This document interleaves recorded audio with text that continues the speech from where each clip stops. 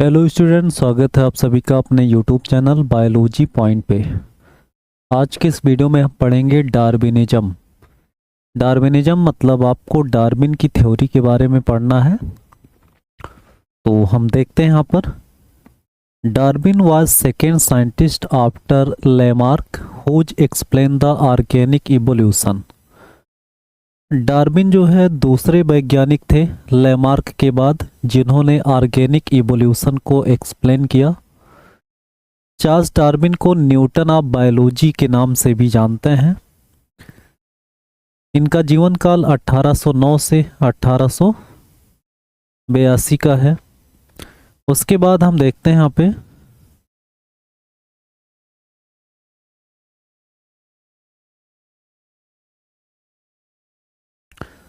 He was a British naturalist, यानी वो जो है इंग्लैंड के नेचुरलिस्ट थे। इन 1831 at the age of 22 years he was appointed upon a world सर्वेशिप of British government HMS beagle. यानी जब वो 22 साल के थे तो उनको ये अवसर दिया गया वर्ल्ड सर्वेशिप पर, जो है ब्रिटिश गवर्नमेंट के द्वारा उन्हें जो है एक जहाज प्रोवाइड किया गया जिसका नाम था HMS Beagle. He travelled for about 5 years from 1831 to 1835। मतलब 1831 से 1835 के बीच, मतलब 5 साल तक उनको जो है घूमने का मौका मिला। He studied 13 species of finches जियोस्पाइजा on Galapagos island. उन्होंने जो है फिंच बर्ड्स, जिसका जोलॉजिकल नेम या जिसका जीनस है जियोस्पाइजा, उसकी 13 जातियों का अध्ययन किया। और ये कहाँ पाए जाते थे, फिंच बर्ड्स कहाँ मिलते थे, तो ये गैलापागोस आइलैंड में पाए जाते थे। आपको पता है यहाँ पर गैलापागोस आइलैंड के बारे में, इसे हम living laboratory of organic evolution भी कहता है।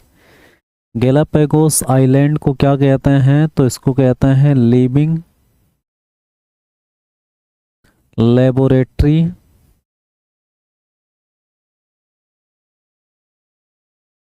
Of organic evolution. Organic evolution तो living laboratory of organic evolution किसको मानते हैं, गैलापागोस आइलैंड को। और ये साउथ अमेरिका में पाया जाएगा।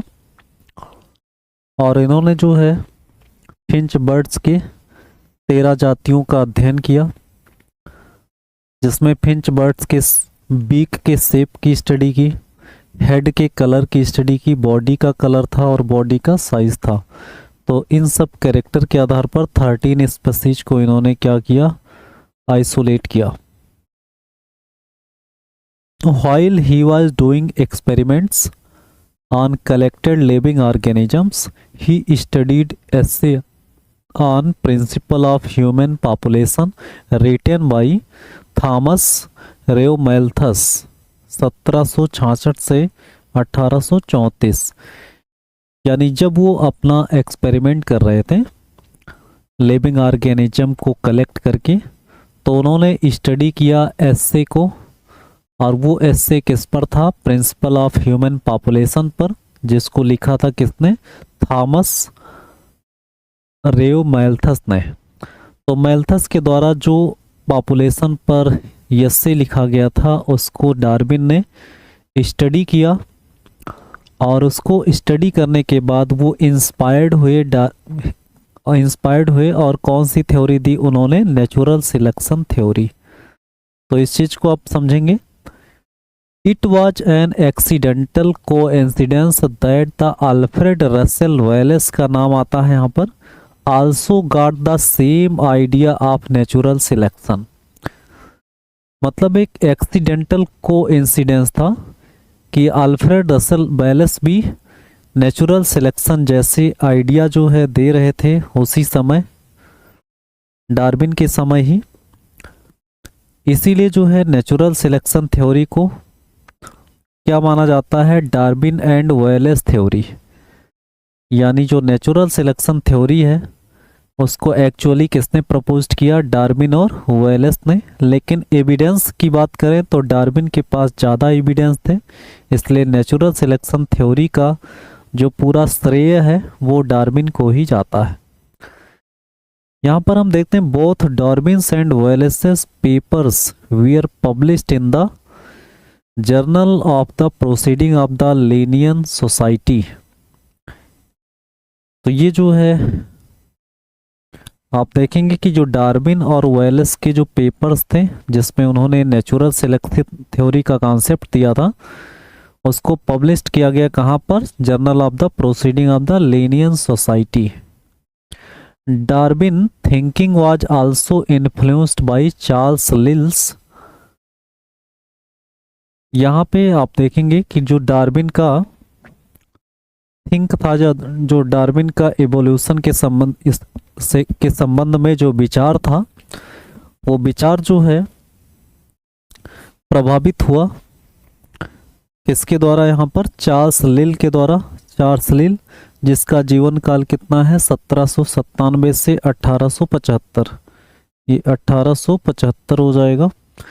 और इन्होंने यसे लिखा था प्रिंसिपल्स ऑफ जियोलॉजी, यानी यहाँ पर डार्विन जो थ्योरी दे रहे थे नेचुरल सिलेक्शन थ्योरी, उस नेचुरल सिलेक्शन थ्योरी का जो बेस था, जो सपोर्ट मिल रहा था वो किसके द्वारा मिल रहा था, अल्फ्रेड रसेल वेलेस के द्वारा और यहाँ पे चार्ल्स लिल के द्वारा। तो इन दोनों को आपको याद रखना है।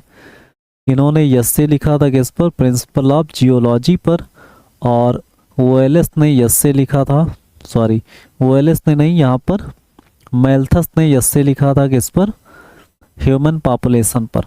तो इन सारी चीज़ों को आपको क्लियर कर लेना है। अब हम देखते हैं प्रिंसिपल्स ऑफ डार्विनिज्म। डार्विनिज्म का प्रिंसिपल क्या है, तो यहाँ पर देखेंगे Darwin's theory is based on the following 5 principles.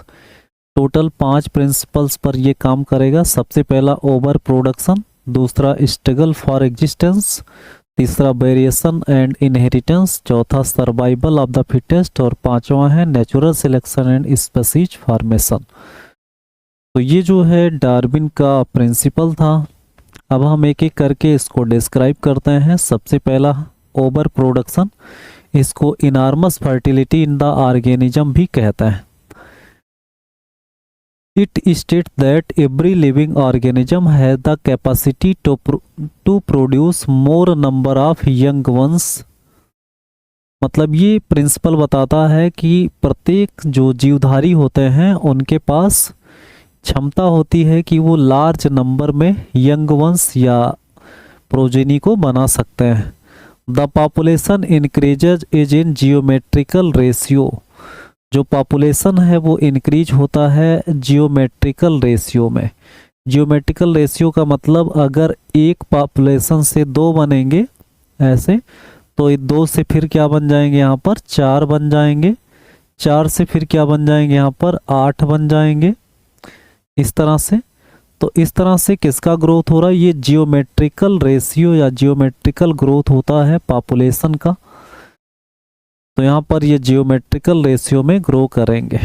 उसके बाद यहाँ पर हमें कुछ एग्जाम्पल देखते हैं ओवर प्रोडक्शन का। जैसे यहाँ पर पैरामीशियम है। पैरामीशियम की बात करते हैं तो it undergoes binary fission 3 times for every 2 days.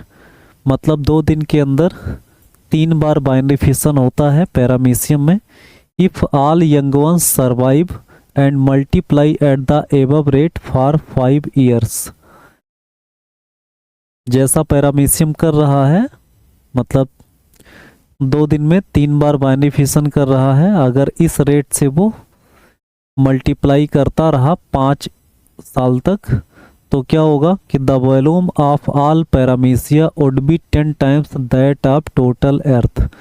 यानी पूरे पृथ्वी के वॉल्यूम का 10 गुना वॉल्यूम कवर कर सकता है पैरामीशियम अकेले।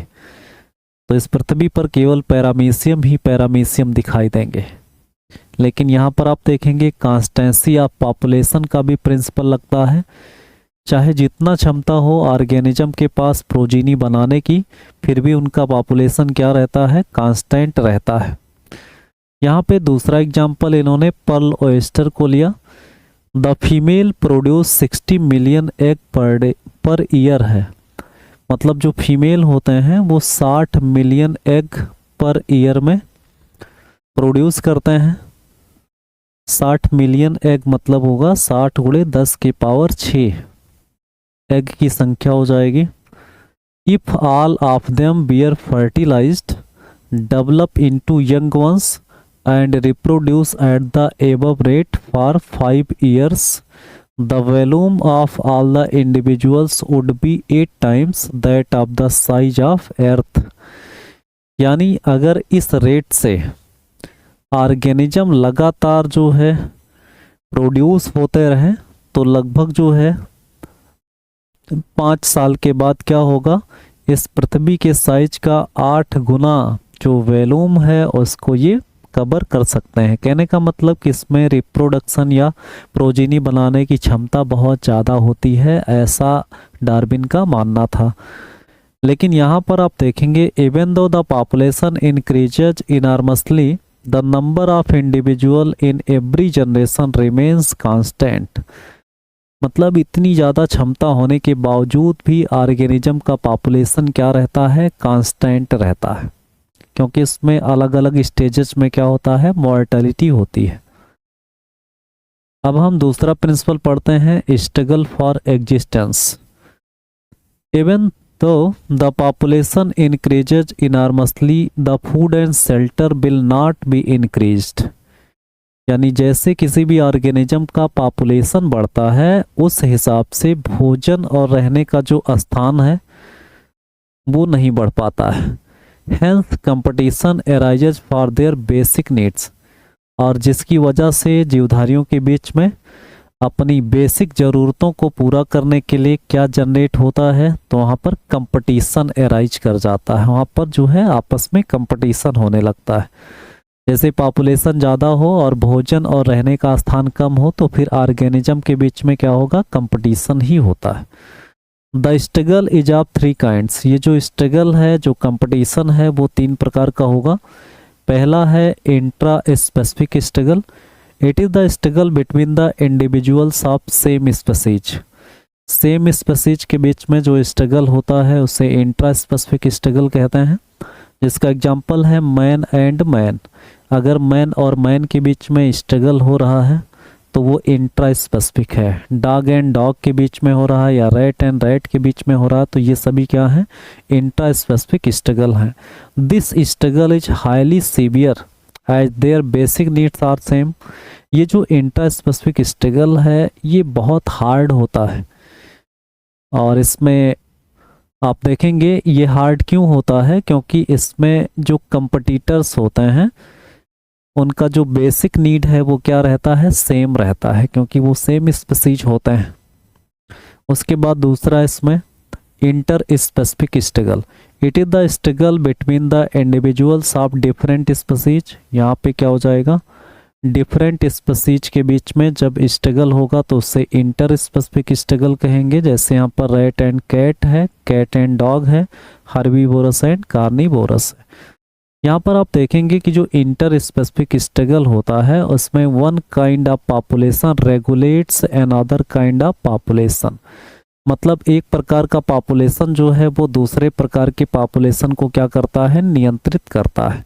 जैसे यहाँ पर कैट, रैट का पॉपुलेशन जो है वो कैट के पॉपुलेशन के द्वारा कंट्रोल किया जाएगा। ऐसे कैट और डॉग हर्बीवोरस और कार्निवोरस भी होंगे जो एक दूसरे के पॉपुलेशन को रेगुलेट करते हैं। तीसरा है environmental struggle. It is also called extra specific struggle. मतलब ये किसी जातियों के बीच में नहीं होता है, ये तो किसके साथ होता है, इन्वायरमेंटल फैक्टर के कारण होता है। It is the struggle between the individuals and natural force like earthquakes, volcanic eruption यानी ज्वालामुखी का फटना, सीवियर विंटर मतलब अत्यधिक ठंडी, severe winter and severe cold. यहाँ पे आपको देखना है सीवियर विंटर बहुत ज़्यादा ठंडी या बहुत ज़्यादा जो है कोल्डनेस हो जाए, या सीवियर टेम्परेचर भी यहाँ आप लिख सकते हैं। तो इसके कारण भी ऑर्गेनिज्म क्या करते हैं, उसको स्ट्रगल करना पड़ता है इन सारी चीज़ों का। The environmental struggle cause high mortality, जो इन्वायरमेंटल स्ट्रगल है वो बहुत ज़्यादा मॉर्टेलिटी काज करता है किसी भी पॉपुलेशन में। वेरिएशन एंड देयर इनहेरिटेंस, ये तीसरा प्रिंसिपल है। वेरिएशन एंड देयर इनहेरिटेंस मतलब कैसे ऑर्गेनिज्म में वेरिएशन आता है और ये वेरिएशन कैसे जनरेशन टू जनरेशन ट्रांसमिट होता है, इसको हम समझेंगे। यहाँ पर हम देखते हैं कि the difference between the living organisms are called variations. These are raw materials for evolution, evolution का ये कैसा मटेरियल है, raw material. To explain the transmission of characters from generation to generation Darwin proposed, उन्होंने एक theory propose किया, theory of pangenesis. ये बहुत important theory है, लेकिन इसको आज के साइंटिस्ट के द्वारा या जो न्यू लैमार्किज्म वाले साइंटिस्ट थे उन्होंने इस थ्योरी को डिस्कार्ड कर दिया, बेकार मान लिया। इन्होंने इस थ्योरी के अनुसार बताया कि ऑर्गेनिज्म के पूरे बॉडी में क्या पाए जाते हैं, तो यहाँ पर पेंजीन्स या जेम्यूल्स पाए जाते हैं। पूरी बॉडी में या जो सोमैटिक सेल्स होते हैं उसमें क्या पाए जाते हैं, पेंजीन्स, या फिर इसको कहते हैं क्या, पेंजीन्स, या इसको कहते हैं जेम्यूल्स।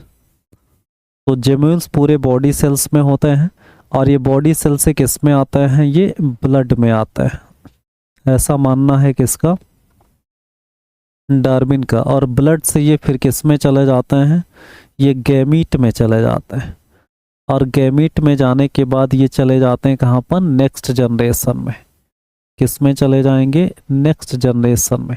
मतलब पूरी बॉडी के सेल्स में क्या पाया जाता है, पेंजीन्स या जेम्यूल्स, जो पूरी बॉडी से किस में चले जाते हैं, ब्लड में, और ब्लड से फिर चले जाते हैं गैमीट में, और गैमीट से चले जाते हैं नेक्स्ट जनरेशन में, जिससे पेरेंट का जो कैरेक्टर है वो प्रोजीनी में चला जाता है। इसी को थ्योरी ऑफ पैनजेनेसिस कहते हैं। लेकिन इस थ्योरी को जो है डिस्कार्ड कर दिया गया, इसको क्या कर दिया गया, डिस्कार्ड कर दिया गया, बेकार मान लिया गया।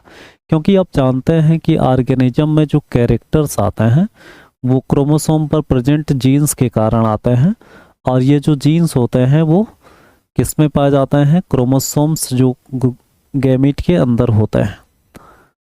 अब हम देखते हैं survival of the fittest. Survival of the fittest की बात करते हैं तो इसमें देखेंगे continuity of existence of the fittest was called survival of the fittest. इसका मतलब क्या है कि हर आने वाला, मान लो ये पेरेंट है, पेरेंट के बाद इसका जो है ये क्या हो गया, प्रोजीनी बन गया। तो पेरेंट से क्या बना, प्रोजीनी।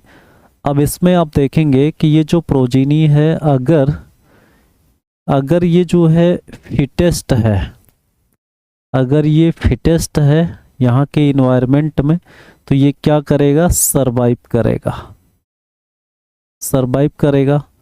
अगर ये जो है अनफिट है, अगर ये क्या है, अनफिट है, अगर ये अनफिट है तो ये क्या हो जाएगा, मर जाएगा। ये दो कंडीशन है, ऑर्गेनिज्म के द्वारा या पेरेंट के द्वारा यहाँ पर जो प्रोजीनी बना, अगर ये प्रोजीनी इन्वायरमेंट में ये फिटेस्ट है तो ये सरवाइव करेगा, अगर अनफिट है तो क्या हो जाएगा, डाई कर जाएगा। तो इस तरह से यहाँ पे इन्वायरमेंट होगा, कुछ इन्वायरमेंटल फैक्टर होंगे जिसमें ये ऑर्गेनिज्म फिटेस्ट हो सकता है या अनफिट हो सकता है। तो यहाँ पर इन्होंने यही बताया कि continuity of existence of the fittest was called survival of the fittest, यानी जो फिटेस्ट हैं, जो लगातार जनरेशन टू जनरेशन जा रहे हैं, उसे सर्वाइवल ऑफ द फिटेस्ट कहते हैं। हर्बर्ट स्पेंसर ने जो है survival of the fittest term दिया था, जबकि डार्विन ने इसको क्या कहा था, नेचुरल सिलेक्शन कहा था। उसके बाद हम देखते हैं अगला, natural selection and species formation. It state that the nature creates struggle and select those animals which one in competition. One मतलब यहाँ पे WON हो जाएगा, वन मतलब जीतना होता है। यानी ये थ्योरी या ये प्रिंसिपल ये बताता है कि जो नेचर है वो स्ट्रगल क्रिएट करता है और उस स्ट्रगल में वही ऑर्गेनिज्म सिलेक्ट होते हैं जो कंपटीशन को वन कर जाते हैं, जीत जाता है। इन नवंबर 1859 Darwin published detailed theory in his book जिसका नाम on the origin of species by means of natural selection. ये किताब थी किसकी? तो ये किताब जो है डार्विन की थी। डार्विन ने इसके अलावा जो है और भी किताब लिखा था। तो और भी किताब इसमें क्या था, जैसे zoology of the beagle voyage 5 volume 1843 में आया, फर्टिलाइजेशन ऑफ ऑर्किड्स 1862 में आया, द डिसेंट ऑफ मैन 1871 में आया, the variation of plant and animals under domestication ये 1873 में आया। तो इस तरह से ये जो है डार्विन की किताबें थी। लेकिन इसमें जो नेचुरल सिलेक्शन थ्योरी दिया गया है वो किस किताब में है? तो वो उस किताब का नाम है on the origin of species by means of natural selection, या फिर इसको एक नाम से और भी जानते हो or preservation of favoured races in the struggle for life, ये बुक का नाम है। अब देखेंगे कि डार्विन ने जो थ्योरी दिया उसका क्रिटिकिज्म क्या है, उसका अपवाद क्या है। तो यहाँ पर अपवाद ये है कि natural selection does not explain the origin of variations यानी अराइवल ऑफ द फिटेस्ट, यानी नेचुरल सिलेक्शन थ्योरी कहीं पर भी ये एक्सप्लेन नहीं करता है कि ये वेरिएशन आता कैसे है, मतलब वेरिएशन आता कैसे है, बस ये यही बताते हैं कि वेरिएशन प्रेजेंट होता है। वेरिएशन प्रेजेंट होने को सर्वाइवल ऑफ द फिटेस्ट और वेरिएशन की ओरिजिन को जो है अराइवल ऑफ द फिटेस्ट कहता है। He did not distinguish between somatic and germinal variations, यानी वे जो है सोमैटिक और जर्मिनल वेरिएशंस को डिस्टिंग्विश नहीं कर पाए। उसके बाद बात आती है न्यू डार्विनिज्म की। इसमें क्या बताया गया? According to new Darwinism both mutation and natural selection are responsible for evolution, यानी किसी भी इवोल्यूशन या नई जातियों के विकास के लिए म्यूटेशन भी जरूरी है और नेचुरल सिलेक्शन भी जरूरी है। इसको मानने वाले जो न्यू डार्विनियंस थे उनमें अगस्त वीजमैन का नाम आता है, ग्रेगर जॉन मेंडल और ह्यूगो डेब्रिज का नाम आता है। तो इस तरह से ये डार्विन की नेचुरल सिलेक्शन थ्योरी है जिसमें ये बताते हैं कि ऑर्गेनिज्म का इवोल्यूशन कैसे होता है, कैसे उनके races generation to generation progressive होते हैं। तो इन सारी चीज़ों को हमने इस वीडियो में क्लियर किया।